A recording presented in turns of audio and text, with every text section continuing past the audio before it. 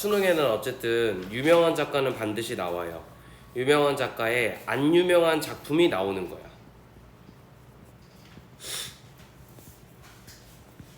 물론 이육사의 황혼 정도 되면 사실 고3은 옛날에 수능 특강들도 고2 때, 고1 때 한번 풀어봤으면 사실 얘는 조금 유명하긴 해요. 몇 번 나왔는데 이육사의 대부분 교과서에 나올 만한 작품들이나 지금까지 기출된 작품들에 따르면 그거보다는 조금 더 희소한 템이라고 해야 되나? 뭐 아무튼 아이템이라서 그래서 이거는 한번 볼 필요가 있을 것 같아. 같이 한번 보자. 자, 그래서 내 골방에 커튼을 걷고라고 얘기했으니까 여기서 골방이 의미하는 건 당연히 고립이야. 근데 이게 문제가 생겨요. 봐봐, 내가 항상 너네한테 얘기하지만 시를 원래 분석할 때는 내가 방학 때 이쪽 이론 관련해서 한번 설명을 하고 시를 어떻게 분석해야 되는지 기본 툴을 알려줄 건데 지금 내가 수업할 지금 여유가 없고 내신 때문에 수능 특강 진도가 나가야 돼서.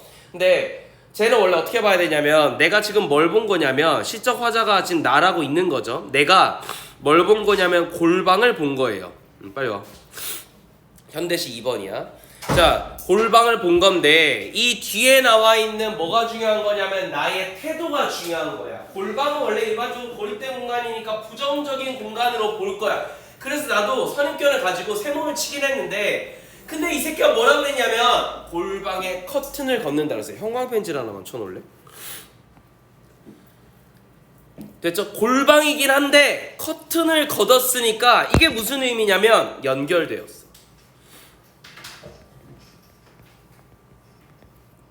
됐죠? 그러니까 뭔 얘기냐면 원래는 아마 어떤 느낌이었으면 고립이 되었을 거야. 커튼 걷기 전에는. 근데 내가 지금 이 시점에 하필 골방에 커튼을 걷은 거니까 고립에서 열린 공간이 되었고 그 얘기는 뭐냐면은 내가 골방을 볼 때 이전에는 부정적인 존재로 본 거 맞는데 지금은 굉장히 긍정적인 공간으로 인식의 전환이 있었어요. 인식의 전환.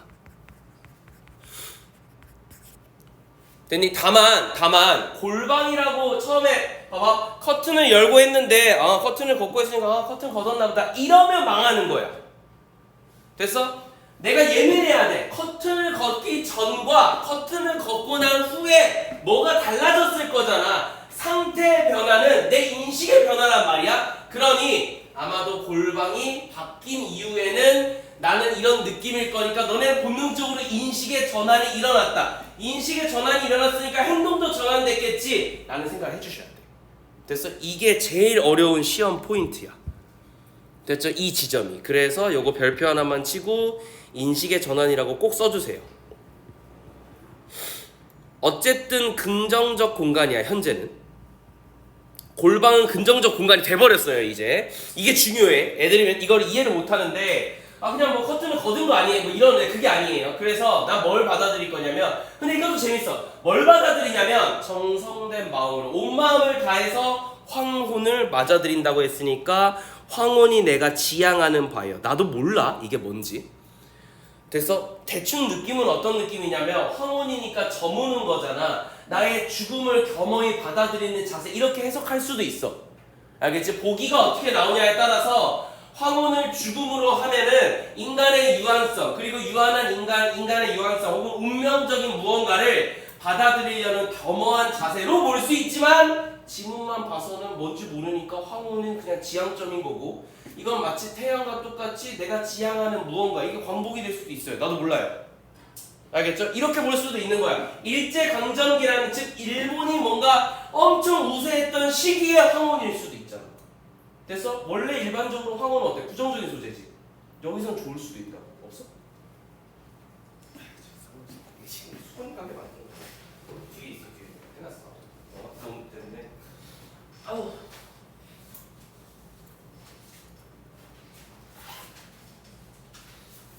아유, 내가 죽어야지. 야야야.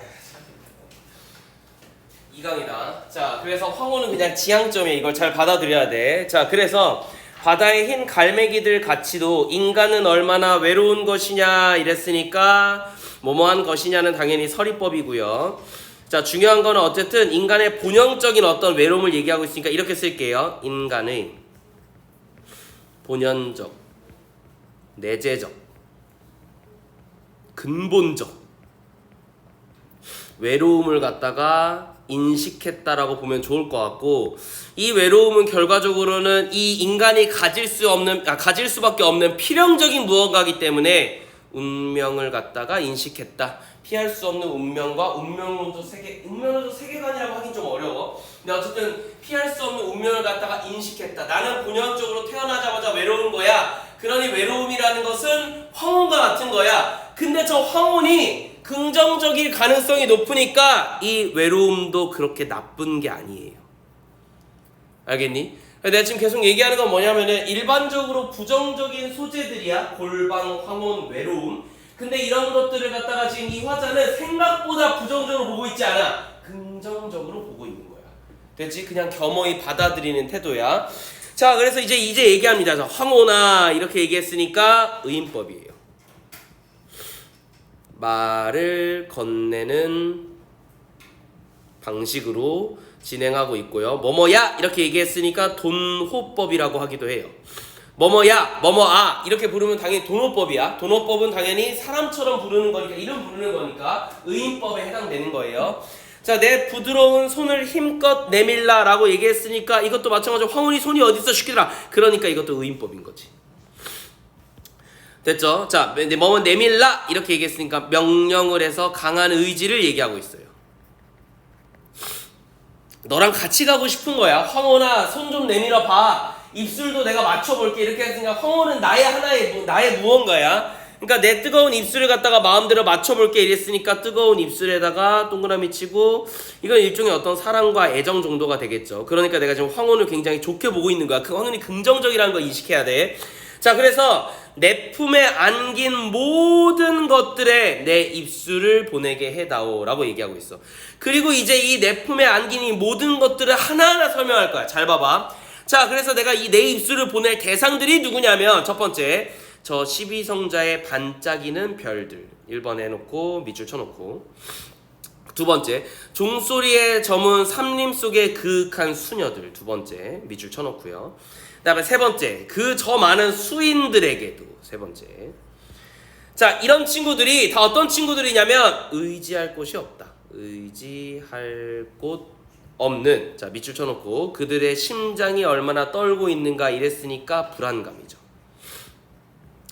지금 1번부터 3번까지의 인물들은 전부 다 불안감을 가지고 있어요. 그리고 걱정하고 있고 염려하고 있어요. 그러니까 이런 친구들한테 나는 지금 뭐 해줄 거냐면 입술을 보낸다야.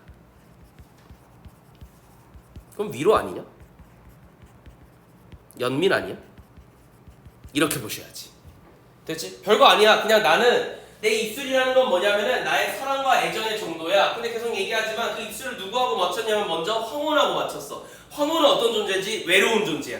얘 말이 뭐냐면, 야 인간들아, 너네가 외로운 건 당연한 거야. 괜찮아. 이렇게 살아도 괜찮아 라는 메시지야.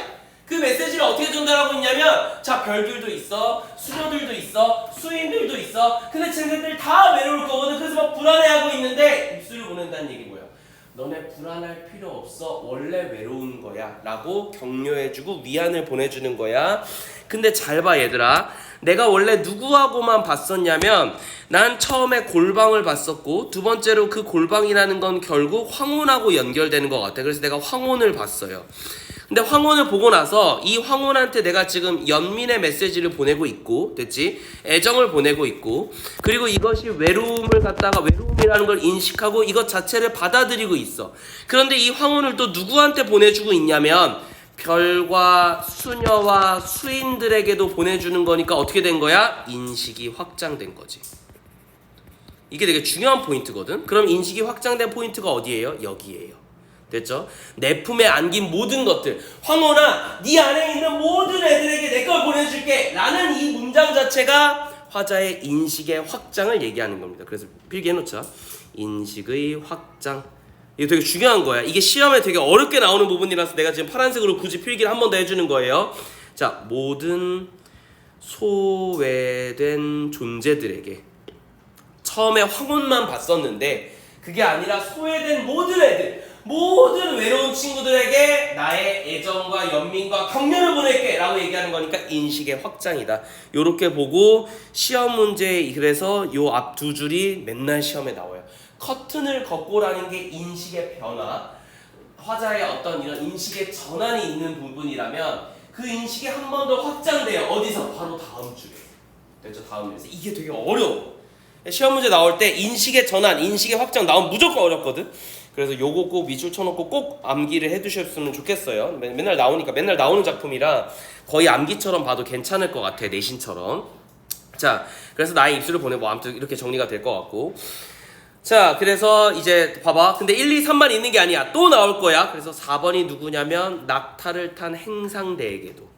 그리고 5번이 누구냐면 저 활을 쏘는 정신나간 토인들에게도. 이거 뭐 내 정신나간이라고 얘기한 이유는 뭐냐면 아프리카 녹음 속에서 활을 쏘는 토인들이니까 지금까지 저 위에는 누구였냐면 그래도 우리 주변에 볼만한 사람들이었어. 맞지? 이거 우리 주변에 누군가야? 맞아? 그런데 이제부터는 누구로 되냐면은 더 확장돼. 지구 전체로 가요. 한국과 일본에서는 이웃사는 일본도 왔다 갔다 했으니까 한국과 일본에서는 절대 마주칠 리가 없는 고비 사막을 걸어가는 낙타 행상대. 마주친 적 없지? 맞지? 그리고 또 누구? 토인 마주친 적 없지? 그지? 이런 사람들까지 확장이 돼. 자, 그래서 황혼아 결국은 내 부드러운 품 안에 안기는 동안에라도 자 지구의 반쪽만을 나의 타는 입술에 맡겨다오라고 얘기했으니까 공간적 확장이 일어납니다. 물론 얘들아 이건 인식의 확장이기도 하지만 내가 왜 이걸 공간이라고 굳이 필기를 했냐면 내가 지금 어디서 어디로 간 거야. 골방이라는 정말 거지 같은 곳에서 어디까지 갔어? 지구의 반쪽까지 나의 공간을 확장해서 이것도 시험에 자주 나오는 포인트인데 문제가 뭐냐면 이걸 가르치는 자습서나 이거를 해설한 설명이 없었어. 알겠니? 쌤이 옛날에 사실 이육생 황혼은 언제 나왔냐면 내 때 수능 특강이 한번 나왔었어. 정확히는 인터넷 수능? 그 책이 있어. 그 EBS가 원래 연계 교재가 11종이야. 국어만 11개의 시리즈가 나왔어. 그걸 이제 통폐합해서 지금 2개인가밖에 안 되는 거거든. 수능 특강 수능 완성이요. 네, 다시 들어와서 그때 그 당시에 내 때 수능 때 되게 나올 만하다고 나왔었던 작품 중에 하나고 쌤이 강의를 들었을 때 그때 지구의 반쪽, 굳이 지구라고 표현한 게 지금 골방에서 결국 한국에 볼만한 사람들로 한번 확장이 되고 지구 전체로 확장이 되었기 때문에 인식의 확장은 점진적으로 일어난 거야. 하나만 적을게 쌤이. 인식의 확장은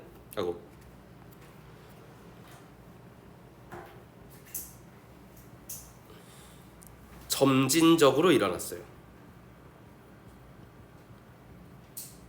됐지? 내가 관찰할 수 있는 대상에서 관찰을 할 수 없는 무언가까지도 그렇게 간 건데 이걸 직접적으로 뭐라 했냐면 골반과 지구 반쪽이라는 정확한 공간적 표현이 있기 때문에 공간적 확장으로 봐도 괜찮습니다. 라고 난 배웠었거든. 그리고 당연하게도 그게 맞는 얘기고. 그런데 쌤이 자습서나 이런 거 이번에 수업 준비하면서 좀 살펴봤는데 이걸 필기하는 게 없더라고. 이건 알아둬야 돼. 알았지? 이거 되게 중요한 표현이야.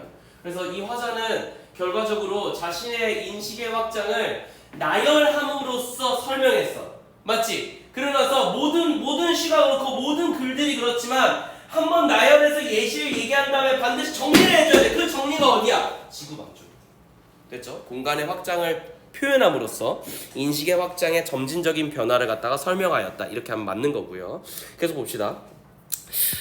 자, 그래서 나는 지금 뭘 본 거냐면 결국 화자는 이제 단순하게 뭐 골방 하나 보고 이런 사람이 아니에요. 난 뭘 봤냐면요. 소외 파트를 봤어요. 됐죠? 이 사람들한테 내가 뭘 주고 싶은 거냐면 감정적으로 연민과 그 다음에 관심과 그 다음에 사랑을 갖다가 애정을 갖다가 주려고 합니다. 근데 그 매개체가 누구냐면 황혼이에요. 다시 필기할게. 이것의 매개체가 황혼이다. 황혼을 통해서, 왜냐면 계속 내가 뭐라 그랬어? 황혼아, 쟤네들한테 보내줘. 입술 좀 보내줘. 황혼아, 저 행상대와 토인에게도 입술 좀 보내줘. 맡겨줘. 이렇게 얘기했으니까 황혼을 통해서 나의 애정을 보내려고 하니까 황혼은 매개체야. 저걸 읽어내야 돼. 알겠지? 황혼은 그 자체로 지향점이었고 그 자체로 매개체가 돼요. 다시, 황혼은 그 자체로 결과물이었어. 내 이상형이자 지향점이었는데 그 자체로 매개체이기도 해요. 되게 재밌는 표현이야. 그래서 황혼이 항상 시험 문제에 자주 나오거든. 다시 한 번만 정리할게. 황혼은 그 자체로 지향점이었기도 하고 이연 이후로부터는 매개체가 되었어요. 내 입술과 애정을 전달하는 존재예요. 그래서 내가 황혼한테 입술을 뽀뽀를 했으니까, 키스를 했으니까, 그러니까 황혼이 입술이 내 입술 가지고 있잖아. 그러니까 그 황혼한테 저기도 가져 이렇게 얘기하는 거니까 전달자의 입장이다. 이렇게 보시면 좋을 것 같아요. 됐죠? 다만 공통점은 이 화자도 소외감을 느꼈고요. 그리고 소외된 사람들도 소외감을 느꼈기 때문에 일련의 어떤 감정적인 정서가 동일하다. 이렇게 보시면 좋을 것 같아. 자, 그래서 나는 나의 타는 입술이라고 얘기했으니까 쌤은 이 타는이라는 표현을 굳이 넣은 것 자체가 간절함이라고 해석을 했고요. 그리고 타는 입술을 맡겨줘 이랬으니까 사랑과 연민을 줘 이렇게 얘기를 한 것 같아. 자, 내 5월의 골방도 그래서 골방이 결국 인식이 어떻게 됐냐면 처음에 골방에 커튼을 걷고 사람들하고 뭔가 소통을 했어. 그러고 나니 이 골방은 아늑해졌어요. 자, 화자는 여전히 골방 안에 있는 거야. 됐지? 그래서 골방에 대한 긍정적 인식을 보여주고 있습니다. 됐죠? 그런데 내가 이렇게 사랑을 한번 뿜었으니까 내일도 네가 와서 내 푸른 커튼을 걷게 하겠지 라고 하고 있으니까 내일을 기대하고 있어요.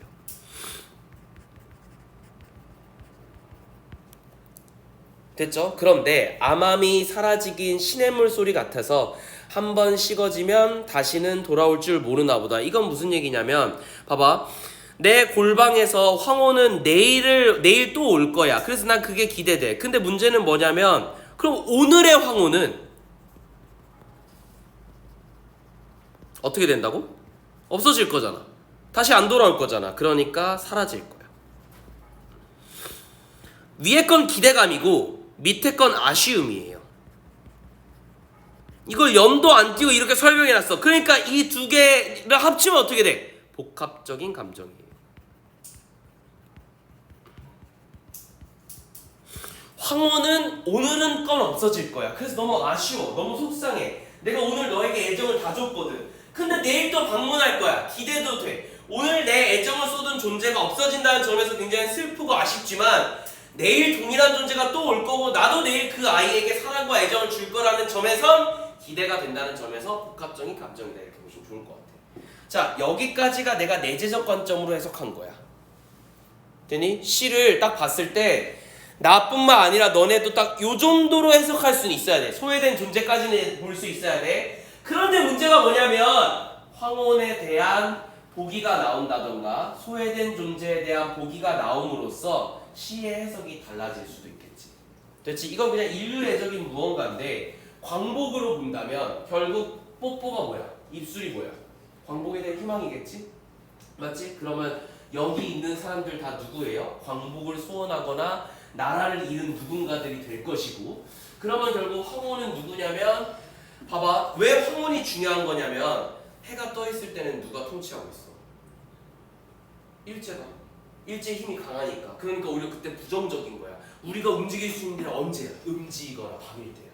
그러니까 황혼은 우리가 유일하게 내 뜻을 펼칠 수 있는 시간적 배경이자 공간적 배경이 되는 거야. 됐니? 이걸 광복의 지문으로 해석하게 되면 조금 더 복잡해져요. 어쨌든 보기가 나올 거야. 보기가 나오기 전에는 이 정도로는 해석해 주셔야 돼. 다시 인식의 확장이 점진적으로 됐다와 공간이 전환되어서 공간에 대한 인식이 직접적으로 나와. 아늑하다고 해 있어. 공간에 대한 인식의 변함이 직접적으로 나와 있으니까 그것까지 체크해 두시면 얘는 큰 문제 없을 것 같아요. 이육사의 황혼은 너무 자주 나왔기 때문에 이건 거의 암기하듯이 좀 외워놨으면 좋겠고 다음 작품도 여러분도 아마 많이 봤을 거예요. 최두석의 성했고 쌤하고 같이 봅시다. 연결해서 그냥 볼게. 봐봐. 자, 새벽에 시내버스는 이랬으니까 나는 지금 어디 있냐면은 시내버스 안에 있어요. 새벽에 있어요. 그러니까 시 공간적 배경이 한 번에 나왔어. 감사하게도. 근데 이제 시내버스가 얘기하는 거, 특히나 새벽 시내버스가 얘기하는 소재적 어떤 특성은 뭐냐면 서민들의 삶의 공간이에요.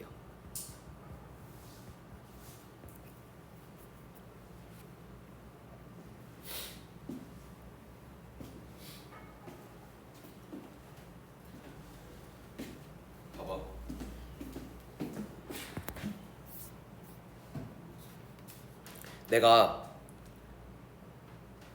보통 나는 아침 수업을 선호하는 편이야. 학교 다닐 때도. 왜냐하면 아침에 내가 9시에 수업을 가면 되게 장점이 뭐냐면 내가 7시부터 준비를 할 거 아니야. 그렇잖아? 뭐 씻고 어쩌고 한 다음에 난 밥을 아침밥 무조건 먹어야 되는 스타일이니까 아침을 먹고 되게 여유롭게 난 출발하는 스타일이야. 그래서 8시 반이면 학교에 이미 도착해요. 아무리 늦어도, 아무리 내가 열을 피워도 커피 한 잔도 해야 되고 중간에. 그래서 물론 집에서. 그래서 이제 이렇게 이 과정을 다 거치고 학교를 도착하면 8시 반이야. 근데 되게 재밌는 건 학교는 항상 깔끔해. 무슨 말이냐면 이미 7시에 누군가가 출근해서 학교를 다 청소를 해놓은 거야. 어제 있었던 강의실이거든? 근데 어제 진짜 개판이었단 말이야. 우리가 막 늦게까지 작업을 하니까. 근데 내일 가면은 쓰레기통에 다 비워져 있고 모든 게 깨끗해. 정리가 되어 있어. 그건 이미 새벽에 누가 왔다는 얘기지. 그지? 그래서 내가 어느 순간인가 그거를 좀 깨닫기 시작하면서 학교에서 아예 밤을 샐 때는 내가 어떻게 하냐면 보통 난 아침 첫 차를 타요. 집에. 난 집 무조건 가. 그러니까 밤을 새고 나서 집에 가서 집에서 씻거든. 집이 아무리 멀어도 그게 습관이야. 그래서 집을 찍는 거야 일단. 그게 밖에 찜질방에서 씻는 거랑 집에 가가지고 못 자더라도 한번 씻고 옷을 갈아입는 건 좀 다른 의미거든 나한테. 한번 뭔가 뭔지 모르겠지만 이 안식을 한번 주거든. 그래서 내가 집에 가는데 내가 그때 뭘 느꼈냐면 5시 반에 내가 차를 타잖아요. 그때 출근하시는 분이 있어. 나는 집에 가는 거잖아. 근데 이분들은 일터로 가신단 말이야. 대부분 나이가 조금 있는 아저씨 아줌마들이야. 됐어? 청소를 하러 가시거나 남들의 출근 시간보다 먼저 어딘가에 도착해서 무언가를 하셔야 되는 직종에 계신 분들이야. 됐지? 그런데 그걸 보면 순간적으로 이런 시들이 떠올라. 무슨 말인지 알겠어? 결국 9시 출근 시간이라는 일반적인 시간보다 내가 더 노력해야 되는 힘든 삶을 가진 누군가지. 됐지? 그래서 새벽 시내버스는 그냥 대명사 같은 거야. 이게 나오면 그냥 서민이야. 이유 없이 그냥 이렇게 받아들이면 돼. 알겠지? 어쨌든 이 시간 자체가 그래. 자, 계속 그 자가용으로 출퇴근하진 않잖아요. 그죠? 자, 그러니까 차창에 웬 현란한 치장을 하고 다닌다라고 얘기했으니까 웬 치장이 있대. 야, 이게 좀 뭔가 불쌍하고 안타깝고 이런 느낌일 줄 알았는데 치장을 한대. 그래서 이게 뭔고 하니까 이게 성의꽃인 거예요.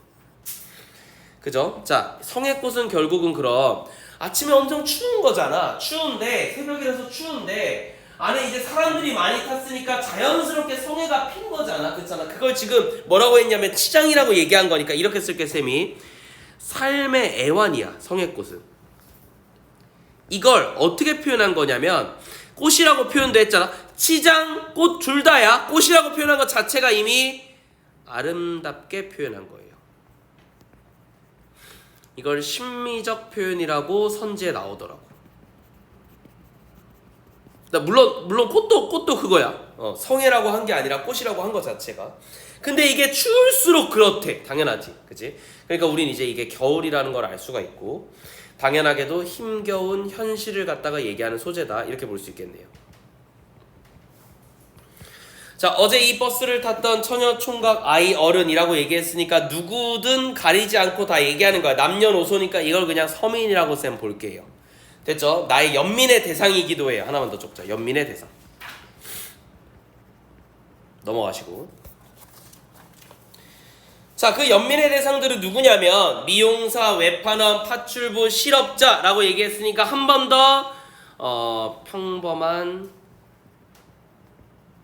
서민들을 갖다가 나열하고 있어요.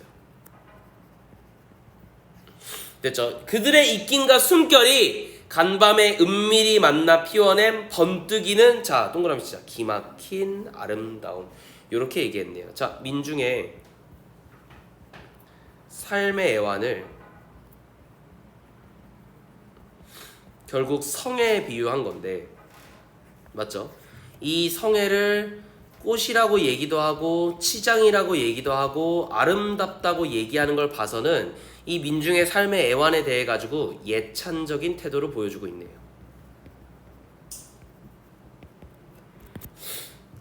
자, 나는 무슨 전람회에 온 듯이 자리를 옮겨 다니며 보고 그러니까 봐봐. 자, 내가 왔다 갔다 하면서 봤다는 거잖아. 이거 적극적인 태도야. 이 서민들을 바라볼 때 아까 그 위에 이육사 같은 경우에는 이게 태도 문제도 한번 나올 수 있는데 이육사 같은 경우에는 황혼한테 뽀뽀를 하고 야 황혼아 보내줘 이렇게 얘기했단 말이야. 약간 간접적인 태도를 보여주고 있다면 얘는 조금 더 적극적이고 직접적인 태도를 보고 있어. 내가 하나하나 일일이 보러 다니는 거잖아. 다시 꽃이파리 하나 섬세하고도 차가운 아름다움에 취한다 라고 얘기했으니까 차가운 아름다움 없어. 이거 성애라서 차갑다 그런 거고 아름다움이 중요한 것 같아요. 자 근데 이거는 결국 뭐냐면 누구 한 명의 막막한 한숨일 거예요. 삶의 애환을 갖다가 얘기하고 있는 거고 그런데 동일하게도 누군가에게는 이것은 정열의 숨결이었을 수도 있어요. 삶에 대한 열정이겠지. 이거는 애환을 얘기하는 거고 이거는 열정을 얘기하는 건데 어쨌거나 이 둘 다 뭐냐면은 서민의 고된 삶이야. 열정을 가졌든 걱정을 하든 어쨌든 그 아침에 나와가지고 어떤 일을 하러 다니는 거니까 서민의 고된 삶이라고 봐야 되는 거고 자 일 없이 정성스럽게 입김으로 손가락으로 성애꽃 한 입을 지우고 이마에 대본다 라고 얘기했으니까 봐봐요. 내가 어떻게 했냐면은 아무런 뭐 없이 이유도 없이 내가 거기다 그냥 앞으로 가가지고 이마를 대보았대. 됐지? 이게 뭐냐면은 서민의 삶을 이해하고 교감하려는 화자의 적극적인 태도예요. 됐죠? 이게 되게 중요해요. 이 표현 자체가 시험에 되게 밑줄 쳐서 되게 자주 나왔어요. 이마를 대보는 행위가 의미하는 거. 근데 봐봐 뭐랑 똑같은 거냐면 아까 자리를 옮겨 다니면 보고랑 똑같은 거예요. 적극적 태도야. 내가 가서 교감을 할 건데 처음에는 봐봐 자리를 옮겨 다니면서 보기만 했어. 이제는 뭐 하는 거야? 거의 막 머리 맞대고 같이 하나가 돼보는 거야. 그러니까 더 적극적으로 점진적으로 적극적으로 무언가를 해보려고 노력했던 것 같아요. 자 여기에서 한번 끊어봅시다. 여기서 한번 끊고 쌤 한 번만 정리해 볼게. 자 그래서 화자는 지금 뭘 본 거냐면 새벽에 시내버스를 봤어요.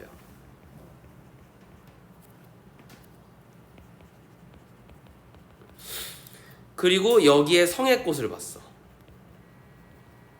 근데 이건 아마도 뭐였을 거냐면 서민들의 삶의 애환이었을 거야. 근데 이게 어제의 서민들이 만들어냈을 수도 있는 거잖아. 오늘인지 아닌지 모르겠지만 그래서 여기에 뭐가 들어가냐면 일련의 상상이 들어가요.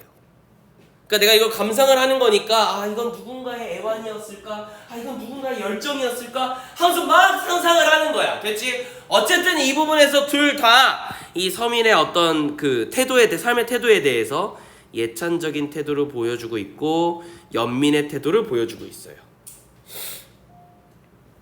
자 봐봐. 그런데 덜컹거리는 창에 어리는 푸석한 얼굴 약간 달라졌어. 그지? 푸석하다고 했으니까 지금 피곤해요. 오랫동안 함께 길을 걸었으나 지금은 면회마저 금지된 친구여 이랬다고. 자 길을 걸었으나 해서 이 길은 뭐였을 거냐면 아마도 필기합시다. 서민들을 위한 삶이었을 거예요. 그러니까 이 사람은 화자와 같은 뜻을 가진 일종의 동지였을 거야. 길을 걷는다라는 것 자체가 진짜로 산책을 같이 한다는 의미가 아니라 나와 함께 이상과 나와 함께 어떤 동일한 가치를 갖다가 함께하는 어떤 동지애를 가진 누군가인데 지금은 면회마저 금지된 친구라고 얘기했으니까 아마도 투옥된 거겠지. 됐죠? 그러면 이 친구는 누구냐면 민중을 위해서 싸우다가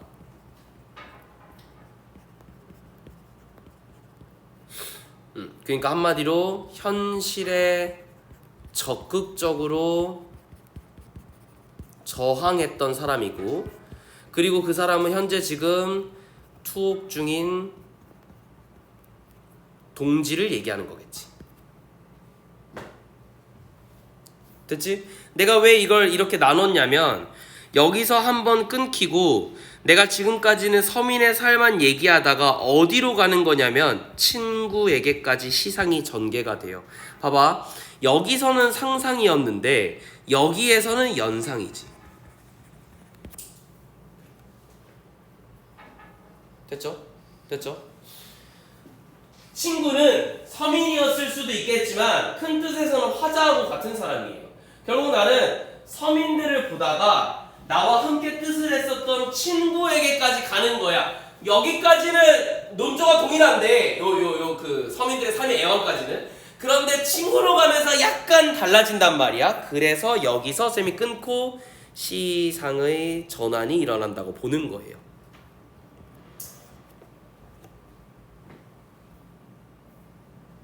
됐죠? 반드시 이렇게 필기하시고 반드시 이렇게 인식하셔야 돼. 시상의 전환이 여기 일어난다는 거. 그래서 갑자기 약간 좀 달라졌어. 왜? 봐봐. 왜 달라졌냐면 위에는 그게 한숨이든 숨결이든 상관없어. 다 어때? 꽃이고 아름답고 감상해야 되는 정말 미술품 같은 존재야. 그런데 갑자기 뭐로 바뀌어? 푸석한 얼굴 됐잖아. 내가 누군가 얼굴이 떠오른 거거든. 됐지? 그리고 관점이 좀 달라졌잖아. 예찬적이지 않잖아요. 그지? 그러니까 이런 걸 보고 아 뭔가 약간 논조가 바뀌는데 라고 인식했으면 이 작품을 잘 설명한 거라고 볼 수 있겠어요.